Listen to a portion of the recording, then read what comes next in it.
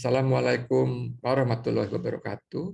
Semangat pagi. Kali ini saya Dr. Muaram akan berbincang-bincang mengenai tahapan prosedur dari inseminasi intrauterin. Ya, tahapan dari inseminasi ini kadang-kadang terlukat pada saat kita melakukan program kehamilan. Inseminasi intrauterin ini merupakan salah satu teknologi reproduksi berbantu dan cara meletakkan sperma langsung ke dalam rongga rahim di saat ovulasi atau timbulnya sel telur. Dalam hal ini akan dilakukan sperma yang sudah diolah masuk langsung ke dalam rongga rahim, sehingga lebih banyak sperma yang masuk ke dalam rongga rahim dengan membypass fungsi dari air rahim. Adapun indikasinya yaitu ada indikasi pria, ada indikasi wanita, dan indikasi keduanya.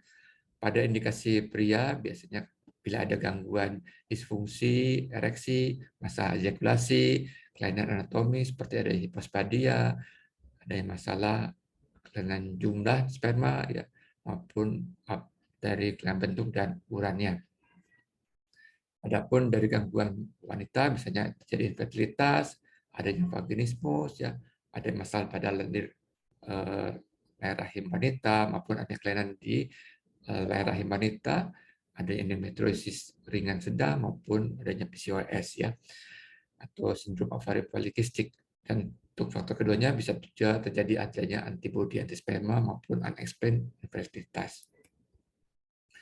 Adapun syarat-syaratnya harus pasangan suami istri, adanya sperma, adanya sel telur yang baik ya, adanya kemampuan rahim untuk menerima embrio yang terjadi maupun di sini juga jadi harus ada endometrium yang sehat dan harus ada tuba yang paten baik dua pun satu yang harus baik. Secara umum prosedur inseminasi jadi harus ada sperma yang baik yang sudah diolah yang sudah bisa melakukan penetrasi ke dalam sel telur ya. Kemudian akan dimasukkan dengan pipet yang halus yang kecil yang bisa melewati leher rahim sehingga sperma bisa langsung masuk ke dalam rongga rahim, dan kita harapkan sperma sudah menjadi aktif ya, bisa masuk ke dalam rongga perut ya, sampai ini masuk ke dalam tuba dan akan bertemu dengan sel telur, dan setelah itu akan sel aktif pula akan dimasukkan oleh tuba ini ke dalam rahim ya pada hari kelima ke-6 ya. Diharapkan di sini timbul nidasi dan terjadi kehamilan.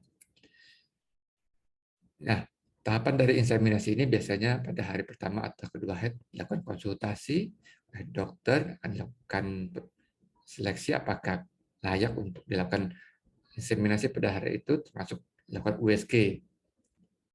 Setelah layak akan dilakukan program stimulasi ovarium dengan obat-obatan ya. Biasanya sekitar 10 hari ya. Dan biasanya hari ke-12 akan juga dilakukan USG untuk monitoring terakhir apakah layak untuk dilakukan trigger ovulasi.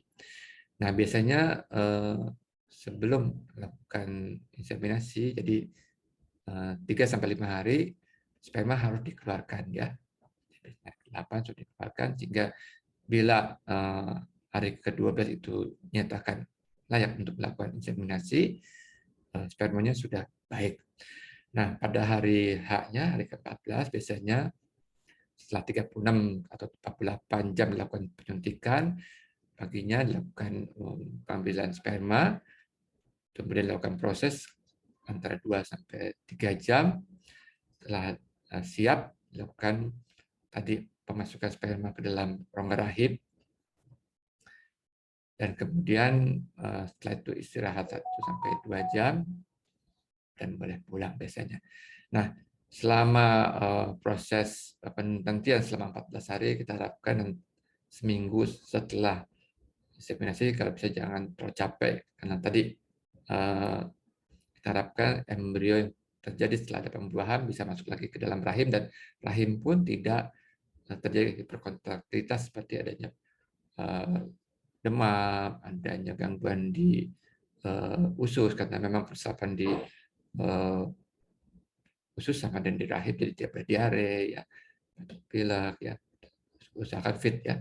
Dan kita harapkan sesuai dengan apa yang kita harapkan pada 14 hari setelah dilakukan inseminasi terjadi kehamilan.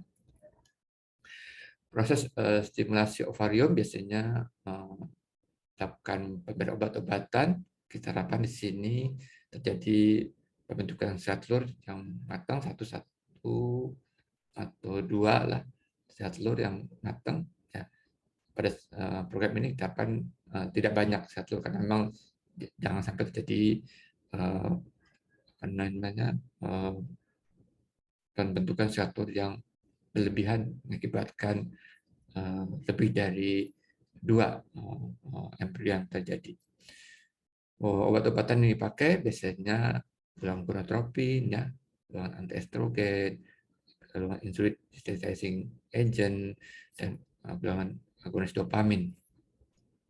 Setelah lakukan tadi inseminasi, biasanya diberikan luteal support ya untuk memperkuat terjadinya kehamilan. Nah, sehingga ada gangguan seperti ada defek fase lutealnya bisa terkendali.